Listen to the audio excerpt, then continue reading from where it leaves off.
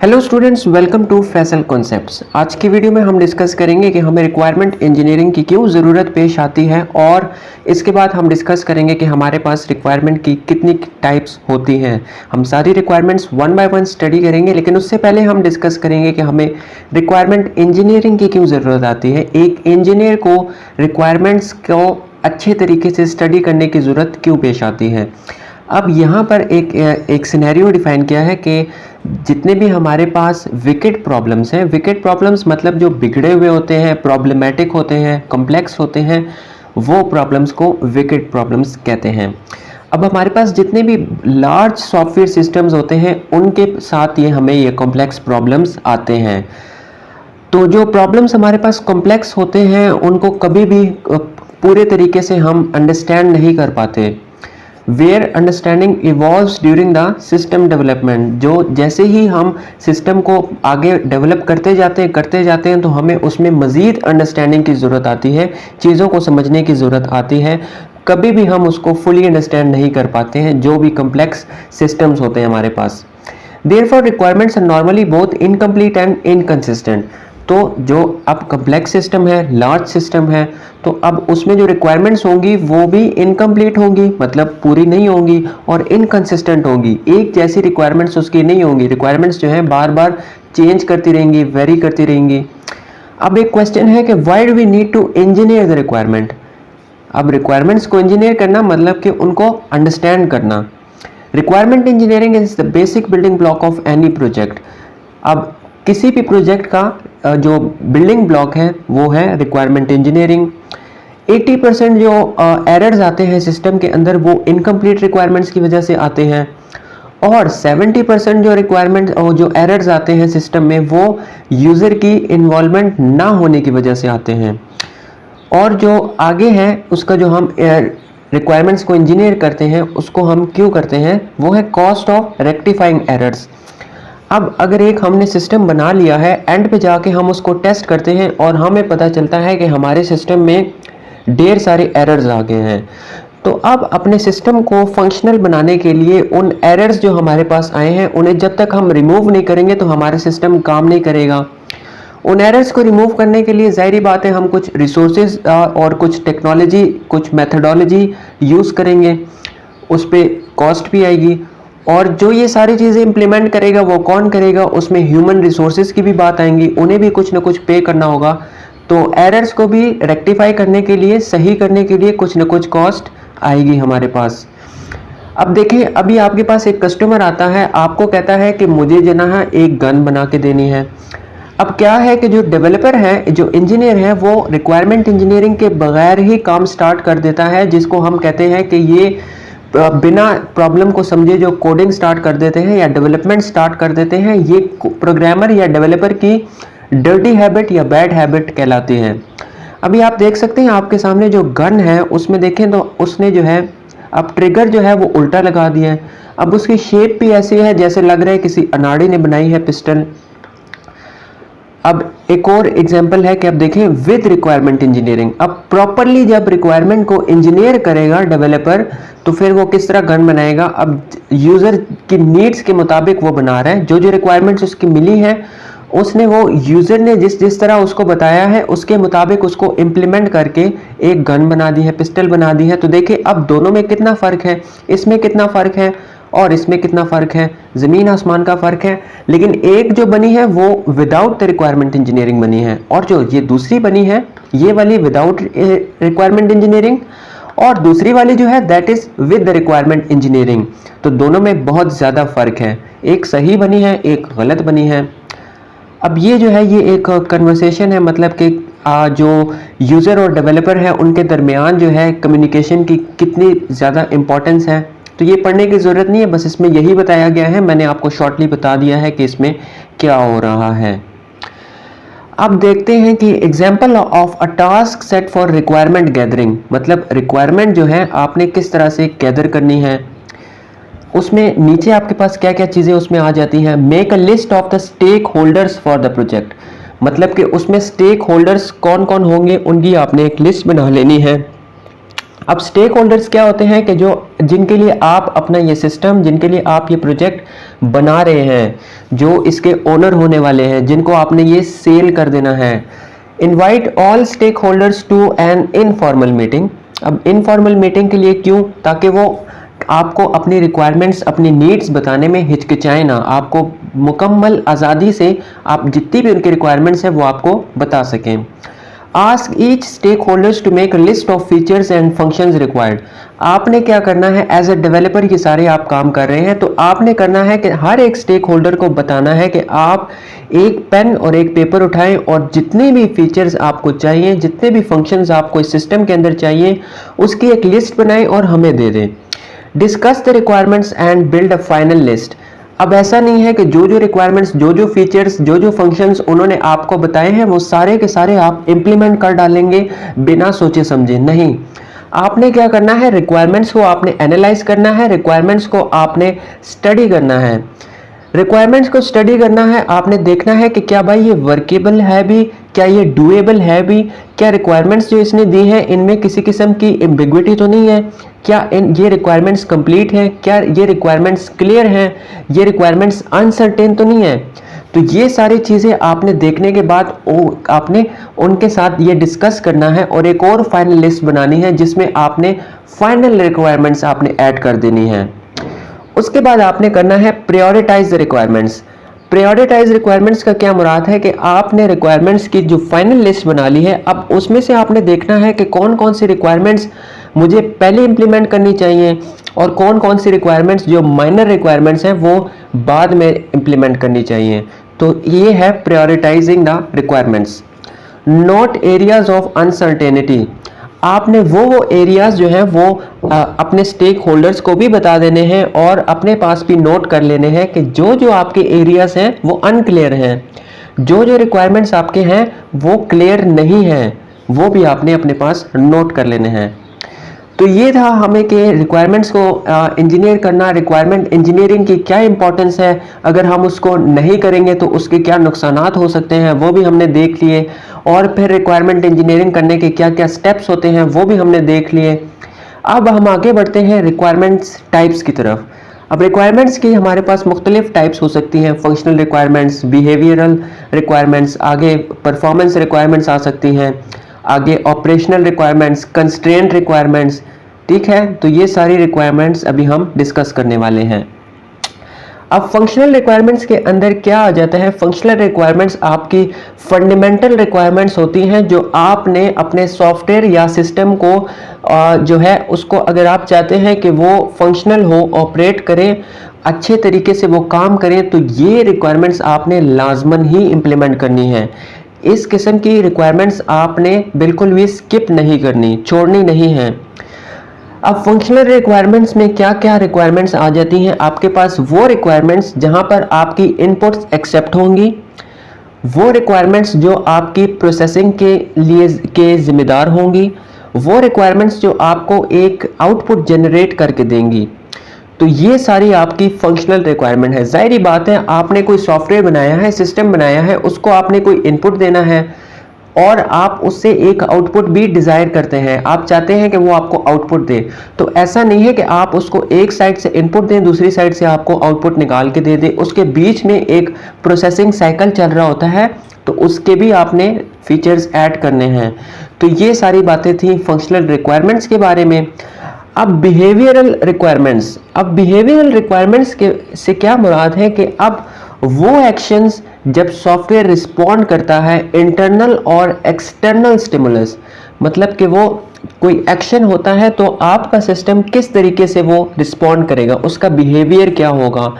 अब let suppose real life से एक एग्जांपल ले लें, अभी आपको कोई थप्पड़ मारता है तो आप किस तरीके से रिस्पॉन्ड करेंगे। अभी सिस्टम के एग्जांपल लें, आप पावर ऑन का बटन प्रेस करते हैं तो आपका सिस्टम ऑन हो जाता है, आप दोबारा बटन प्रेस करते हैं सिस्टम ऑफ हो जाता है। तो this is all about the behavioural requirements. आपने जो जो रिक्वायरमेंट्स ऐड की हैं, तो अब कोई भी एक्शन वहाँ पर टेक प्लेस करता है तो आपका सिस्टम किस तरीके से बिहेव करेगा। So this is all about the behavioural requirements. आगे है performance requirements. This is very important. Performance means that how many actions are performed in a 1 second, right? So performance requirements specify the numeric requirements that are placed of the software as well as human interaction with the software. अब इसमें दो चीज़ें आ जाती हैं, एक तो जो system की अपनी परफॉर्मेंस है, नंबर टू जो ह्यूमन किस तरीके से सॉफ्टवेयर के साथ इंटरेक्ट कर रहा है। अब सिस्टम देखें, अब आपका एक सिस्टम है, अब आप उसको कोई काम देते हैं, वो जल्दी से प्रोसेसिंग कर लेता है, उसकी प्रोसेसिंग बहुत फास्ट है, परफॉर्मेंस अच्छी है। लेकिन नंबर दो, ह्यूमन इंटरेक्शन वेरी इंपॉर्टेंट। अब ह्यूमंस जो है, अब अगर आप कोई जाहिलों की तरह आएंगे, बटन्स प्रेस करते जाएंगे करते जाएंगे करते जाएंगे, सिस्टम आपका हैंग हो जाएगा। फिर आप कहेंगे, डेवलपर के पास जाएंगे, शिकायत करेंगे, भाई आपने ये क्या सिस्टम बना के दिए। तो human interaction with the software is very important. Human interaction अच्छा होगा, ह्यूमन यूजिबिलिटी अच्छी होगी, तो आपका सिस्टम की परफॉर्मेंस भी अच्छी होगी। अब एग्जांपल्स ऑफ परफॉर्मेंस रिक्वायरमेंट्स में include number of data transactions with in a certain time frame. अब ये मैंने आपको बता दिया पहले ही कि कितने एक्शंस वो परफॉर्म कर रहे हैं विद इन 1 सेकेंड, तो अब उन एक्शंस को उसने नाम दे दिया है डाटा ट्रांजैक्शंस का in a certain time frame. Number of simultaneous users, अब एक वक्त पे वो कितने यूजर्स को एंटरटेन कर सकता है। अब ये बात आ गई है ह्यूमन इंटरेक्शन की। अब अगर वो एक वक्त पे मल्टीपल यूजर्स को एंटरटेन कर सकता है तो that is a very good software, उसकी परफॉर्मेंस अच्छी है। अब अगर एक वक्त पे वो एक ही यूजर को, उस पे ऐसा कोई लिमिट लगी हुई है या कोई एक यूजर से ज्यादा उसको यूज करे, इंगेजमेंट आए उस पे, तो सिस्टम आपका हैंग हो जाए, तो इस सिस्टम की परफॉर्मेंस अच्छी नहीं है। तो ह्यूमन इंटरेक्शन और number of actions performed in a 1 second both comes under the category of the performance requirements. The next type of the requirement is operational requirements. अब operational requirements क्या है, वो ये है कि आपका जो सिस्टम है वो किस तरह से ऑपरेट करता है। ऑपरेशनल रिक्वायरमेंट, ऑपरेशन से मुराद usability of the software, usability of the software as it communicate with its human users. अब सिस्टम है, अब देखें आपका कोई कंप्यूटर है, अब किस तरह से वो यूज़र जो है उसको किस तरीके से यूज़ कर रहे हैं। यूज़र आता है, उसको ऑन करता है, तो सिस्टम क्या अच्छे तरीके से ऑपरेट करता है, सिस्टम ऑन होता है या नहीं। So this is all about the operational requirement. This में include information concerning the qualification of the users. User की क्वालिफिकेशंस पे भी ये डिपेंड करता है। अब देखें, आप कोई अनपढ़ जाहिल बंदा बिठा देते हैं कंप्यूटर के सामने, तो वो तो उसको यूज़ नहीं कर पाएगा। लेकिन सेम सिनेरियो में अगर आप एक क्वालिफाइड बंदा बिठाते हैं कंप्यूटर के सामने, तो वो उसको अच्छे तरीके से यूज़ करेगा। यहाँ पर यूजिबिलिटी ऑफ द सॉफ्टवेयर जो है वो इंक्रीज हो जाएगी। Level of detail for external messages, अब इससे क्या मुराद है कि आपके जो हैं एक्सटर्नल मैसेजेस जो आ रहे हैं वो किस लेवल के आ रहे हैं, कितने डिटेल्स आ रहे हैं, कंप्लीट आ रहे हैं या इनकम्प्लीट आ रहे हैं, तो इससे भी आपकी ऑपरेशनल रिक्वायरमेंट अफेक्ट होगी, यूजिबिलिटी ऑफ द सॉफ्टवेयर आपकी अफेक्ट होगी। ग्राफिकल यूजर इंटरफेस स्टैंडर्ड्स, आप देखें आपके जो सीपीयू है उसके अंदर एक GUI कार्ड लगा होता है, उस पर कुछ ना कुछ स्टैंडर्ड्स डिफाइन होती हैं। अगर वो आपका कार्ड नहीं लगा हुआ या डिफेक्टिव है तो यूजिबिलिटी ऑफ द सॉफ्टवेयर भी इम्पैक्ट होगी। ठीक है, तो ये सारी बातें आ जाती हैं आपकी ऑपरेशनल रिक्वायरमेंट्स में। ऑपरेशनल रिक्वायरमेंट्स कोई भी कम्प्लेक्स चीज़ नहीं है, बस इसमें आपने याद रखना है ऑपरेशनल है, ऑपरेशन की बात हो रही है, तो यूजिबिलिटी की बात हो रही है, यूजिबिलिटी ऑफ द सॉफ्टवेयर की बात हो रही है। तो अब नेक्स्ट जो रिक्वायरमेंट की टाइप है वो है कंस्ट्रेंट रिक्वायरमेंट। तो कंस्ट्रेंट जहां पर भी आता है वहां पर हमारे माइंड में एक ही बात आती है कि भाई इस पे कोई ना कोई लिमिट लगी हुई है, कोई ना कोई रिस्ट्रिक्शन लगी हुई है। अब कंस्ट्रेंट की भी मुख्तलिफ टाइप हो सकती हैं। यूज़र कंस्ट्रेंट्स हो सकते हैं, यूज़र रिस्ट्रिक्शंस हो सकते हैं, इन्वायरमेंट कंस्ट्रेंट्स, टाइम कंस्ट्रेंट्स, तो ये सारी जो है आपकी रिस्ट्रिक्शंस कंस्ट्रेंट्स के अंदर आ जाती हैं। अभी आप देखें, मैंने आपको बताया कि कंस्ट्रेंट्स के अंदर मुख्तलिफ आपके कंस्ट्रेंट्स रिस्ट्रिक्शंस आ सकते हैं, और यही बात आपको नेक्स्ट स्लाइड में ये देखें बता रहे हैं, डिज़ाइन और द डेवलपमेंट रिस्ट्रिक्शंस। मतलब इससे क्या मुराद है कि अभी आपके पास एक कस्टमर आता है, वो आपको कहता है, आप डेवलपर हैं, आपको कहता है कि भाई मुझे जो है ना ये वाला सिस्टम जो है आपने बना के देना है, लेकिन ये मुझे फ्लटर के अंदर ही चाहिए। ठीक है, और आपको कोई हार्डवेयर भी वो आपको उसके बाउंड कर देता है कि भाई आपने यही हार्डवेयर यूज़ करना है, इसके अलावा आपने कोई भी हार्डवेयर यूज़ नहीं करना। तो ये आपके पास डिज़ाइन और डेवलपमेंट रिस्ट्रिक्शन आ गई। इन्वायरमेंटल रिस्ट्रिक्शंस, अब इसमें जो है इन्वायरमेंट रिस्ट्रिक्शन में क्या आ जाती है, अब वो आपको कोई ना कोई, आपका जो कस्टमर है वो कोई ना कोई आपको साइज जो है वो बता देगा, उसको रिस्ट्रिक्ट कर देगा कि मुझे भाई इतना ही साइज चाहिए। अब एक मोबाइल फोन बना रहे हैं तो आप उसका कंप्यूटर जितना साइज नहीं रख सकते, ऑब्वियस सी बात है, वो आपको साइज रिस्ट्रिक्ट कर देगा। फिर एक मोबाइल फोन के अंदर आप ढेर सारी चीजें, अब ऐसा ना हो कि आप उसके अंदर बड़ा सा जो है ना CD रोम लगा दें, आप उसके अंदर बड़ा सा DVD रोम लगा दें, तो ऐसा नहीं करना आपने। तो रिसोर्सेज यूटिलाइजेशन भी रिस्ट्रिक्टेड होती है, कंस्ट्रेंट रिक्वायरमेंट के अंदर आ जाती हैं इन्वायरमेंट रिस्ट्रिक्शंस भी। इसके अलावा इन्वायरमेंट रिस्ट्रिक्शन में एक और एग्जांपल मैं खुद से आपको बता दूं कि अभी आपने ब्लैक बोर्ड बनाया है, तो अब आपको जिसको वो आप सेल करेंगे, जो आपसे बाय करेगा, तो वो आप किसी एक इंस्टीट्यूशन को डिफाइन करेगा कि भाई मैंने ये जो है इकरा यूनिवर्सिटी में यूज करना है, भाई मैंने ये जो है एयर यूनिवर्सिटी में यूज करना है। तो इन्वायरमेंट रिस्ट्रिक्शन में ये भी आ जाती है कि भाई वो कहां पर यूज होने वाला है। डाटा रिस्ट्रिक्शन, अब डाटा रिस्ट्रिक्शन में क्या है कि अब आपको वो डाटा भी रिस्ट्रिक्ट कर देता है। अब लेट सपोज डाटाबेस को अगर थोड़ा सा इसके साथ हम लिंक कर देते हैं, एक टेबल है तो वो आपको कहेगा कि भाई इसमें जो है ना आपने क्या करना है, दो रिलेशंस बनाने हैं, एक प्राइमरी की यूज करनी है, एक फॉरेन की यूज करनी है, और इतने रोज इतने कॉलम्स, ठीक है, इतने एट्रीब्यूट्स इतने टपल्स।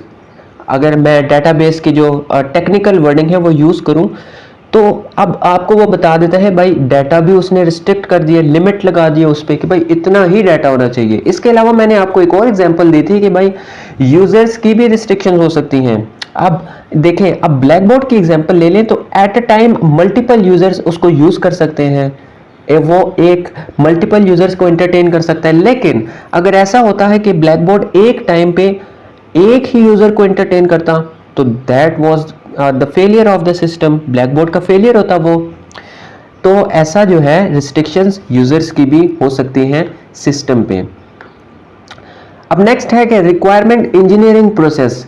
अब देखें, आपको याद होगा कि पिछले लेक्चर में हमने डिस्कस किया था कि why do we need to do the requirement engineering और what is the importance of the requirement engineering, इसकी क्या ज़रूरत पेश आती है और इसकी क्या इम्पोर्टेंस है। और तो अब हम उसको डिटेल में डिस्कस करने जा रहे हैं कि भाई रिक्वायरमेंट इंजीनियरिंग का जो प्रोसेस है वो असल में होता कैसे है। तो अब रिक्वायरमेंट इंजीनियरिंग प्रोसेस में हमारे पास जो एक्टिविटीज़ आ जाती हैं, सबसे पहले जो काम हम करते हैं हमेशा से वो तो यही होता है कि हमने यूजर रिक्वायरमेंट्स को आइडेंटिफाई करना है, मतलब कि यूजर से हमने रिक्वायरमेंट्स गैदर करनी है। Analysis of the requirements to drive additional requirements.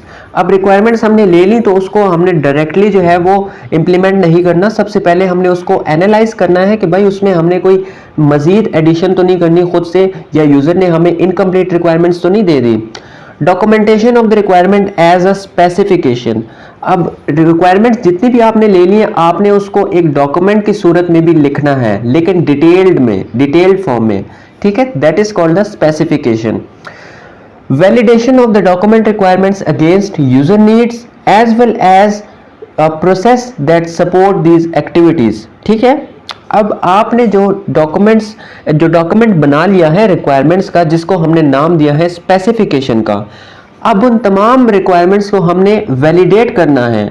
Validate कैसे कर सकते हैं हम जाएंगे अपने एंड यूजर से, उससे हम जो है किसी किस्म का फीडबैक ले सकते हैं, ठीक है। और इसी के साथ साथ हमने अपने जितने भी प्रोसेसेस हैं उनको भी वैलिडेट करना है कि भाई जो हम एक्टिविटीज़ परफॉर्म करने जा रहे हैं, तो क्या ये प्रोसेस मॉडल मैं यहाँ पर यूज़ कर सकता हूँ, क्या ये मेथडोलॉजी मैं यहाँ पर इम्प्लीमेंट कर सकता हूँ या नहीं, तो उसको भी आपने लाजमी वैलिडेट करना है। अब नेक्स्ट में जो है, अब देखें जो बातें मैंने आपको वर्बली बता दी, अब यहाँ पर ये सारी एक जो है डायग्राम की सूरत में आपको बताई गई हैं। तो सबसे पहले अभी क्या कहता है कि आपने जो है फिजिबिलिटी स्टडी करनी है। अभी एक कस्टमर आपके पास आता है, आपको किसी भी किस्म का ऑर्डर देता है किसी भी सॉफ्टवेयर के लिए, तो आपने उसकी फिजिबिलिटी चेक करनी है कि भाई ये जो मुझे इसने बताया है कि ये पॉसिबल है भी या नहीं, वर्केबल डूएबल है भी या नहीं, तो इसको कहते हैं फिजिबिलिटी स्टडी, ठीक है। अब फिजिबिलिटी स्टडी आपने कर दी है तो आपने उसके जो है फिजिबिलिटी रिपोर्ट बनानी है, मतलब उसमें आपने सारी चीज़ें अपनी ऐड करनी है, भाई ये चीज़ें पॉसिबल है, ये चीज़ें इम्प्लीमेंट हो सकती हैं या नहीं हो सकती, जो नहीं हो सकती उसका आप अल्टरनेट सॉल्यूशन बताएंगे। फिजिबिलिटी स्टडी और रिपोर्ट बनाने के बाद नेक्स्ट जो काम होता है वो आपने करना होता है requirement elicitation and analysis. So now what is the requirement elicitation. सबसे पहले मैं आपको ये बता दूं कि रिक्वायरमेंट एलिसिटेशन क्या है। Requirement elicitation is nothing but just to gather the requirements from the users और द कस्टमर्स, राइट। अब आपके पास कोई भी ऑर्डर आता है तो जाहिर बात है आपने उसी कस्टमर से या यूजर से आपने कुछ रिक्वायरमेंट्स गैदर करनी है, ठीक है, कलेक्ट करनी है। इसके लिए और भी तरीके हो सकते हैं। आप कहीं पर सर्विस कंडक्ट कर सकते हैं, आप जाके ऑब्जर्वेशन कर सकते हैं कहीं पर जाकर अपनी रिक्वायरमेंट गैदरिंग के लिए। अब रिक्वायरमेंट्स आपने गैदर कर ली, ठीक है। रिक्वायरमेंट्स गैदर करने के बाद आपने उनको एनालाइज करना है। रिक्वायरमेंट को एनालाइज करने का क्या फ़ायदा है कि आपने उसको खुद भी समझना है कि भाई यूज़र ने या कस्टमर ने मुझे कोई इनकम्प्लीट, एम्बिगुअस या अनक्लियर रिक्वायरमेंट्स तो नहीं दे दी, उसमें मुझे खुद से कोई एडिशन करने की ज़रूरत तो नहीं है। सो this is why analysis of the requirements is very important. अब नेक्स्ट है, अब आपने एनालिसिस कर लिया, उसमें एनालिसिस करने के बाद आपने कुछ ना कुछ सिस्टम मॉडल्स बना लेने हैं। अब सिस्टम मॉडल से क्या मुराद है, इसमें आपके जो यूज केस डायग्राम्स हैं, डीएफडीज, ईआरडीज, कुछ आप मॉड्यूल्स बना ले, प्रोटोटाइपिंग कर लेते हैं, तो ये सारी आपकी सिस्टम मॉडल्स के अंदर आ जाएंगी। इसके बाद आपने जो जितनी भी रिक्वायरमेंट एलिसिटेशन की है, एनालिसिस करने के बाद आपने वो रिक्वायरमेंट स्पेसिफिकेशन में ऐड करनी है। रिक्वायरमेंट स्पेसिफिकेशन का मुराद मतलब क्या है, पहले भी मैं बता चुका हूं कि आपने रिक्वायरमेंट्स को राइट डाउन करना है, ठीक है। अब रिक्वायरमेंट्स को जब आप राइट डाउन कर लेंगे तो आपने उसकी दोबारा से एनालिसिस करनी है। दोबारा से एनालिसिस करेंगे, उसमें मजीद कोई आपको एडिशंस की ज़रूरत पड़ती है तो वो आपने करनी है अपनी रिक्वायरमेंट स्पेसिफिकेशन के अंदर। नहीं ज़रूरत तो आप वापस आएंगे रिक्वायरमेंट स्पेसिफिकेशन पे। फिर आपके जो रिक्वायरमेंट स्पेसिफिकेशन में उसमें क्या क्या चीज़ें आएंगी, उसमें आपकी दो तरह की रिक्वायरमेंट्स आएंगी, एक user requirements, number 2 system requirements. अब यूज़र रिक्वायरमेंट्स में क्या आ जाएगा कि आपने जो रिक्वायरमेंट्स यूज़र से लिए, ठीक है, जो यूज़र की नीड्स हैं।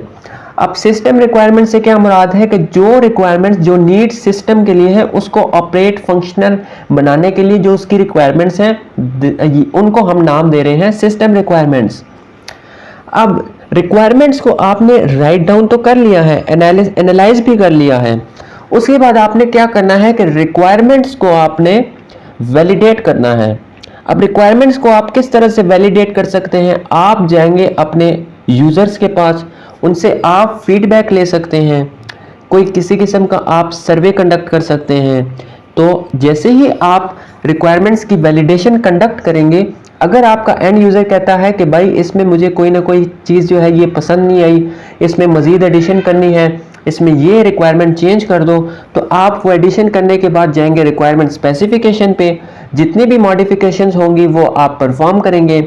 मॉडिफिकेशंस परफॉर्म करने के बाद आपने वही modification user and system requirements में भी करनी है।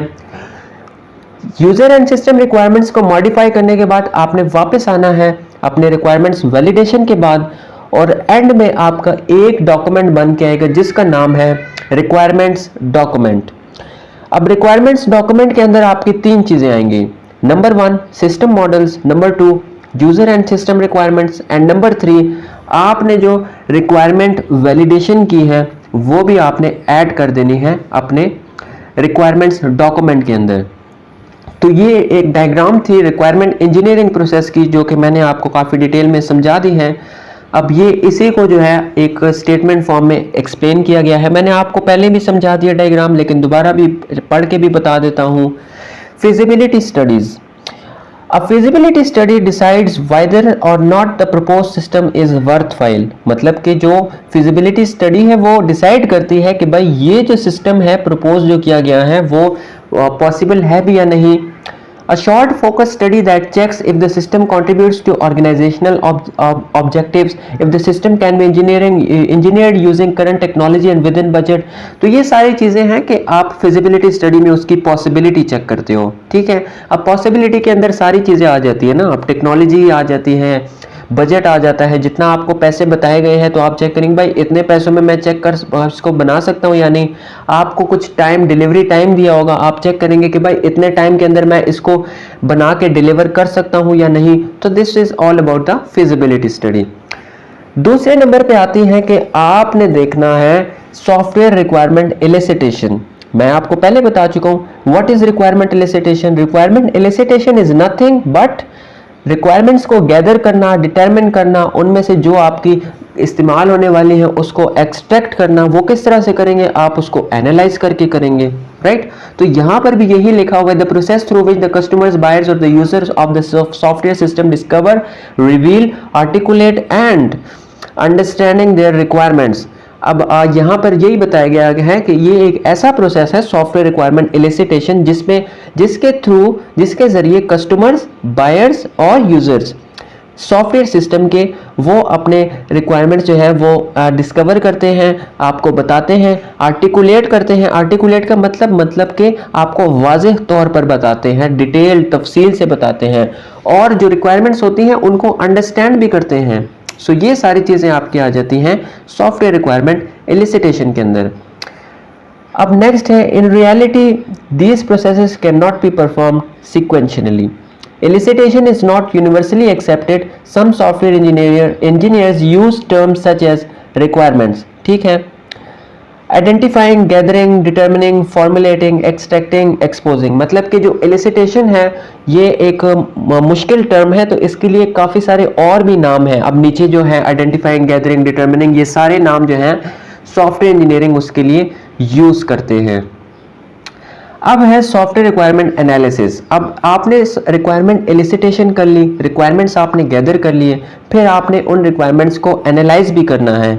अब एनालाइज में आप एनालिसिस में क्या क्या चीज़ें चेक करेंगे, रिक्वायरमेंट्स का आपस में आप कन्फ्लिक्ट चेक करेंगे कि उसमें किसी किस्म की एम्बिग्विटी तो नहीं है, इनकंसिस्टेंसीज चेक करेंगे कि आपकी रिक्वायरमेंट्स जो है एक दूसरे से मुख्तलिफ तो नहीं है, एक दूसरे से अलग तो नहीं है, उनमें कंसिस्टेंसी है या नहीं। रिलेटेड रिक्वायरमेंट्स जो है आप उनको कंबाइन कर लेंगे। कभी कभार ऐसा होता है कि आपका जो यूज़र है या कस्टमर है आपको दो रिक्वायरमेंट्स एक जैसी बता देता है, तो आपने या ऐसे रिक्वायरमेंट्स बता देता है जिनका आपस में बाहमी ताल्लुक हो, तो आपने उनको कंबाइन कर लेना है। Identifying the missing requirements. Let's suppose, मतलब आपने जो रिक्वायरमेंट्स वहाँ पर यूज़र या कस्टमर ने आपको नहीं बताई, आपने वो रिक्वायरमेंट्स आइडेंटिफाई करनी है। लेट्स सपोज अभी आपको जो है आपके कस्टमर या यूज़र ने कोई रिक्वायरमेंट जो मेजर रिक्वायरमेंट है वो नहीं बताई, तो आपने वो आइडेंटिफाई करके उसको बताना है कि भाई ये आपने मुझे नहीं बताई, तो अभी मुझे बताओ कि इसके बगैर आपके सिस्टम में ये कमियां आएंगी, तो मैं ये इसको इम्प्लीमेंट करूं या ना करूं, ठीक है। नेक्स्ट है, अब सॉफ्टवेयर रिक्वायरमेंट एनालिसिस का दोबारा बता रहा है कि इसका क्या पर्पस होता है। Organise, interpret, understand, classify, assess the feasibility, completeness, consistency. तो ये सारी चीज़ें मैंने आपको बता दी हैं पिछली स्लाइड्स में कि भाई आपने रिक्वायरमेंट्स को ऑर्गेनाइज करना है, रिक्वायरमेंट्स को जो है इंटरप्रेट करना है, मतलब उसको जो है आपने जो डिटेल्स में होंगी, जो एक्स्ट्रा होंगी, उनको निकालना है, उसको शॉर्ट बनाना है, ठीक है। अंडरस्टैंड करना है, उनको समझना है, और उनको क्लासीफाई करना है, मतलब कि उनको अरेंज करना है, कंप्लीटनेस चेक करनी है, रिक्वायरमेंट्स की कंसिस्टेंसी चेक करनी है। तो ये सारी चीज़ें जो हैं आपकी आ जाती हैं रिक्वायरमेंट एनालिसिस के अंदर। इसके बाद आपने जब रिक्वायरमेंट एनालिसिस कर लिए, तो मैं आपको बता दिया नेक्स्ट जो आपने काम करना है वो आपने उसको राइट डाउन भी करना है। अब उसको हम क्या नाम देते हैं, दैट इज कॉल्ड स्पेसिफिकेशन। अब इसका पूरा नाम दिया है सॉफ्टवेयर रिक्वायरमेंट स्पेसिफिकेशन। जितनी भी रिक्वायरमेंट्स आपने एलिसिट की हैं, रिक्वायरमेंट एलिसिटेशन की है, उसके बाद आपने रिक्वायरमेंट एनालिसिस की है, अब इसी रिक्वायरमेंट को आपने इनकी स्पेसिफिकेशन भी करनी है, उनको राइट डाउन भी करना है। मतलब कि आपने अपनी रिक्वायरमेंट्स को रिकॉर्ड करना है, जो कि एक से ज़्यादा फॉर्म में भी हो सकती हैं। मसलन नेचुरल लैंग्वेज में हो सकती हैं, फॉर्मल लैंग्वेज में हो सकती हैं, सिंबॉलिक फॉर्म में हो सकती हैं, या किसी किस्म की ग्राफिकल रिप्रेजेंटेशन में भी हो सकती हैं। ठीक है। अब जो है सॉफ्टवेयर रिक्वायरमेंट स्पेसिफिकेशन, जिसको एसआरएस का नाम भी देते हैं, is an activity that has its objective to capture a description of the software requirements. अब जो है एक विजुअल डिस्क्रिप्शन आपको बता देती है, जो आपकी एसआरएस है, सॉफ्टवेयर रिक्वायरमेंट स्पेसिफिकेशन है, आपके सॉफ्टवेयर रिक्वायरमेंट्स की एक विजुअल डिस्क्रिप्शन आपको दिखा देती है। ठीक है। Usually the final form of this description is a software requirement specification, मतलब कि इसकी जो फाइनल फॉर्म आती है इस डिस्क्रिप्शन की, उसको हम एसआरएस कहते हैं, full form software requirement specification. अब आपने अपनी रिक्वायरमेंट स्पेसिफिकेशन कर ली, तो उसके बाद आप जो मेन काम है उसको आपने क्या करना है, रिक्वायरमेंट्स को वैलिडेट करना है, जिसको नाम दिया जाता है सॉफ्टवेयर रिक्वायरमेंट वैलिडेशन का। अब इसका क्या मतलब है, इसमें हम क्या करते हैं कि हम अपने जो जो भी रिक्वायरमेंट्स हैं हम उनको कंफर्म करते हैं, एक बार क्रॉस वेरीफाई करते हैं, क्रॉस चेक करते हैं, अपने कस्टमर या यूज़र जो है उस सॉफ्टवेयर का, उससे कंफर्म करते हैं कि भाई जो रिक्वायरमेंट्स हमने स्पेसिफाई की हैं क्या ये वैलिड है, क्या ये करेक्ट है, क्या ये कंप्लीट है। तो ये सारी चीज़ें हम वैलिडेट करते हैं यूज़र या कस्टमर से। Software requirement validation is an activity that has its objective to obtain buyer's approval of the specification of the software requirement. अब जाहिर सी बात है कि अब अगर आप उससे अपनी रिक्वायरमेंट्स वैलिडेट करवा रहे हैं तो एक तरह से उसका अप्रूवल भी ले रहे हैं। किसका? स्पेसिफिकेशन, सॉफ्टवेयर रिक्वायरमेंट स्पेसिफिकेशन का। आपने जो एसआरएस बनाया है उसका आप उससे अप्रूवल ले रहे हैं कि भाई आप चेक करके बताएं कि ये सही है या नहीं, क्या ये वैलिड है या नहीं, क्या ये मुकम्मल है, कंप्लीट है या नहीं, तो वो आपको अप्रूवल या डिसअप्रूवल देगा। तो ये एक सॉफ्टवेयर रिक्वायरमेंट वैलिडेशन एक तरीका है अपने एसआरएस सॉफ्टवेयर रिक्वायरमेंट स्पेसिफिकेशंस को अपने यूज़र से अप्रूव करने का। ठीक है। तो ये सारे तरीके थे, ये सारी डिटेल थी हमारी सॉफ्टवेयर इंजीनियरिंग प्रोसेस का, जिसको हमने स्टेप बाय स्टेप देखा। डायग्राम भी आपको मैंने काफ़ी डिटेल से समझाई। उम्मीद करता हूँ आपको सारी चीज़ें समझ में आ गई होंगी।